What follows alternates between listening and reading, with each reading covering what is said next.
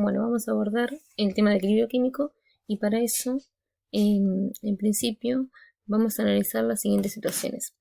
En química existen dos tipos de reacciones. Unas son las reacciones que se llaman irreversibles. En estas reacciones, como dice acá, los reactivos reaccionan completamente y solo se obtienen productos, ¿no? Por ejemplo, para esta reacción en la que se combinan A y B para formar C y D. Si miramos esta imagen que yo acá puse, cuando se combinan A con B en un recipiente, en un reactor, ¿sí? A y B empiezan a combinarse para generar productos. Una vez que la reacción termina, en este recipiente únicamente se van a ver, se van a poder observar productos. Los reactivos desaparecieron porque se consumieron durante el desarrollo de la reacción. Esto es lo que sucede, por ejemplo, cuando cocinamos una torta, ¿no? Mezclamos los ingredientes, la reacción se lleva a cabo y al final de nuestra reacción lo único que podemos observar es producto. En cambio hay otras reacciones en las que sucede lo siguiente.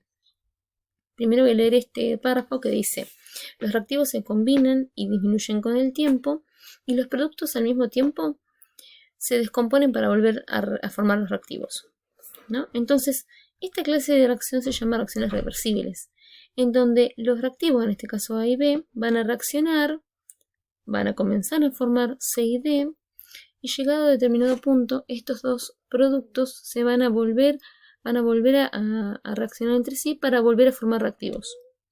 Entonces la reacción se desarrolla en ambos sentidos, tanto hacia la formación de productos como hacia la formación de reactivos.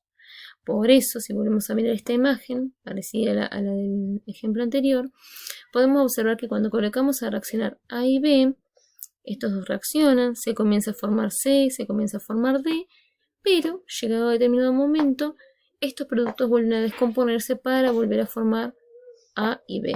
Por eso, en el frasco van a convivir todas las sustancias que participan de la reacción.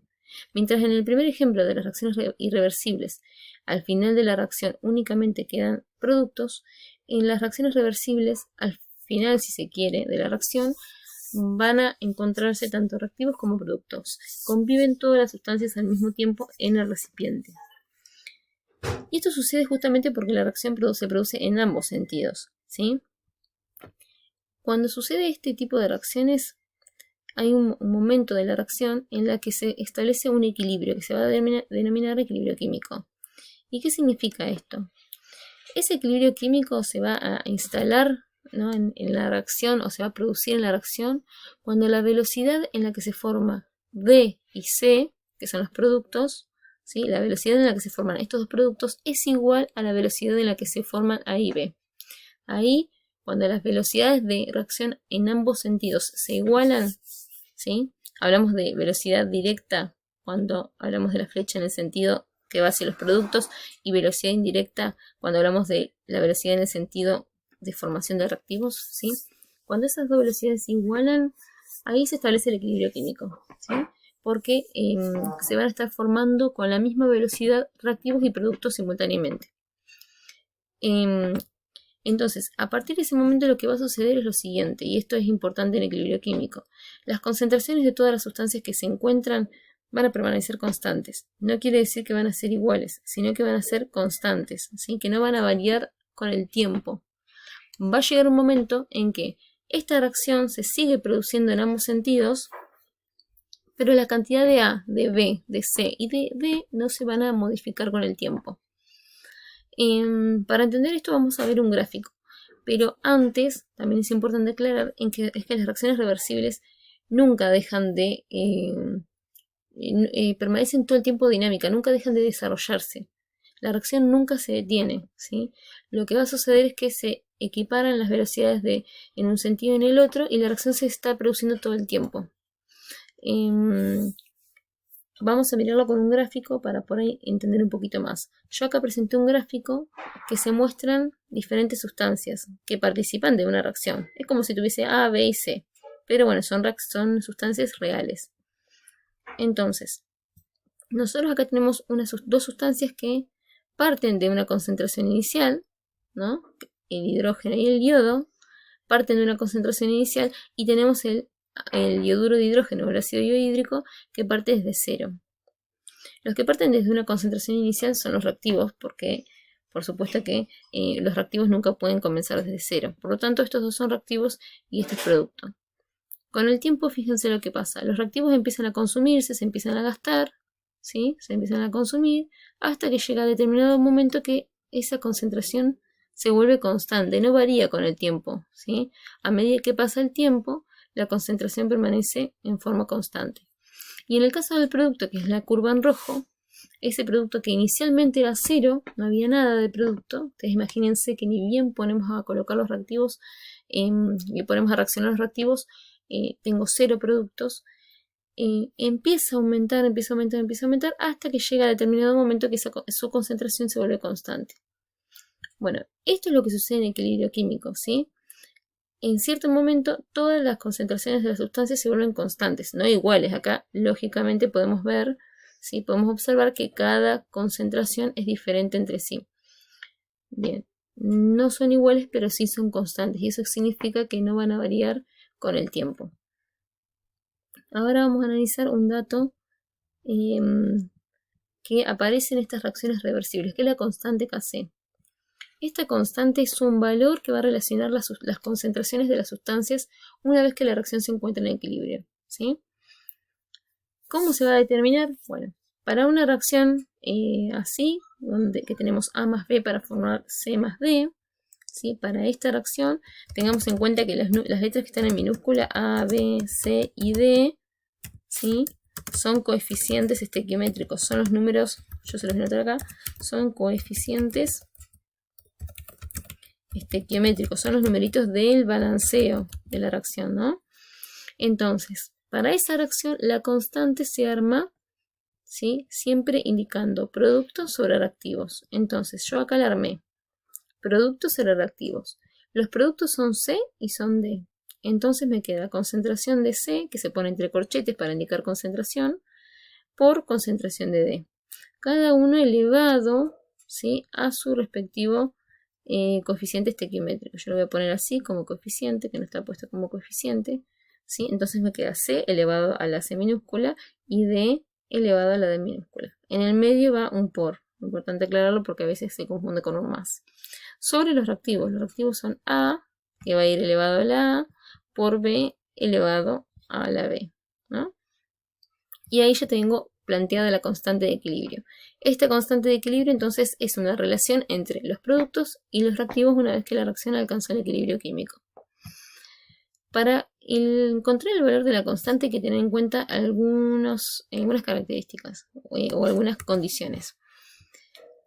Primero que las concentraciones que van a ir acá, la concentración de C, la concentración de D, la concentración de A y la concentración de B, ¿sí? Esas concentraciones se expresan en molaridad, ¿sí? Es una unidad que se ve en soluciones. Molaridad, que quiere decir cuántos moles de la sustancia hay en un litro, ¿no? Por otro lado, o sea que siempre va a tener que estar expresado en concentración molar. Por otro lado, que las concentraciones tienen que ser las del momento en el equilibrio. Volviendo un poquito al gráfico, ¿sí? Las concentraciones que yo vaya, los valores de las concentraciones que yo vaya a utilizar en la constante, tienen que ser estos, los que a partir de esta línea punteada, ¿no? A partir de que la reacción alcanzó el equilibrio y que las concentraciones se vuelven constantes. Esos datos voy a utilizar. Luego que su expresión, bueno, depende del ajuste de la reacción, porque dijimos que van a ir elevado. Cada concentración va elevada a su coeficiente estequiométrico, o sea, a los numeritos que balancean la reacción, ¿no? Y por otro lado, después dice que el valor depende de la temperatura. Depende de la temperatura, pero nosotros no lo vamos a utilizar. Es un dato que aparece en los problemas, adicional, pero no se utiliza. Y por último, que solo intervienen en su cálculo sustancias en estado gaseoso, ¿sí? Solamente sustancias en fase gaseosa. Si hay un sólido o un líquido, lo tendría que sacar. Vamos a suponer que C fuese un sólido. Entonces a C lo borro, ¿sí? Y me queda solamente D. Simplemente es solamente van a intervenir las sustancias gaseosas. Y hacemos un ejemplo para que se vea bien cómo se trabaja esta constante. Dice, en un recipiente de 5 litros se encuentran en equilibrio 50 gramos de yodo, 50 gramos de hidrógeno y 85 gramos de ácido iohídrico. calcula la constante de la KdC, la constante de equilibrio, si la reacción producida es, y tenemos acá la reacción. Primero a tener en cuenta es que dice se encuentran en equilibrio. Entonces, tenemos las cantidades en el momento en que la reacción alcanzó el equilibrio. Y esto es importante, porque para poder calcular el valor de la constante, las concentraciones debían ser las del momento en el equilibrio. Entonces, ¿qué vamos a hacer? Primero vamos a plantear Kc en forma simbólica, ¿no? Kc va a ser concentración de productos, que en este caso es el dioduro de hidrógeno, elevado a su coeficiente estequiométrico, que es 2, sobre la concentración de los reactivos, elevado, bueno, en este caso va a la 1 porque no tiene ningún número adelante. Entonces cada uno de los reactivos van a ir como denominador, ¿sí? Acá vamos a poner el subrayado para que quede como que está como la fracción armada, ¿no? Y este número lo vamos a poner como superíndice. Bueno, acá tenemos la expresión simbólica de la constante, que es importante hacerlo siempre antes de resolver. Y ahora, para poder reemplazar acá las cantidades, yo no puedo poner 50 gramos en el yodo, ¿sí? 50 gramos en el hidrógeno y 85 gramos en el caso del ácido. ¿Por qué? Porque dijimos que las concentraciones debían ser, está por acá, debían ser molares. Entonces lo que voy a tener que hacer es pasar cada una de estas cantidades a molaridad. Entonces, por ejemplo, para el caso del yodo, ¿no? Vamos a hacer primero para yodo, lo que vamos a decir. Primero, llevar un volumen de 1 litro, ¿sí? Si en 5 litros, tenemos 50 gramos de yodo, en 1 litro, bueno, por supuesto que vamos a tener 10 gramos. Y luego vamos a tener que pasarlo a moles, porque recordemos que la molaridad son moles en 1 litro. En 1 litro ya estamos. Ahora vamos a moles. ¿Cómo se pasa a moles? Y bueno, voy a tener que sacar el peso molar del yodo. Vamos a poner entre paréntesis para no confundir. El peso molar del yodo, que es el peso por tabla periódica. El yodo es yodo 2. Ahí está. Voy y peso el yodo. Según la tabla periódica pesa 127 gramos, que los voy a multiplicar por 2. Así que me va a dar 254 gramos. Entonces digo, si 254 gramos de yodo corresponden a 1 mol, entonces los 10 gramos que tenemos en 1 litro van a ser X cantidad. Hacemos la cuenta y esto me va a dar 10 dividido 254 me da 0,04. 0,04 que ya es molar porque son moles en 1 litro. Ahí ya tengo sobre el yodo. Ahora hacemos lo mismo para el hidrógeno, ¿sí? En el caso del hidrógeno, decimos entonces, si en 5 litros tenemos 50 gramos, entonces en 1 litro vamos a tener obviamente 10 gramos, lo mismo, ¿no?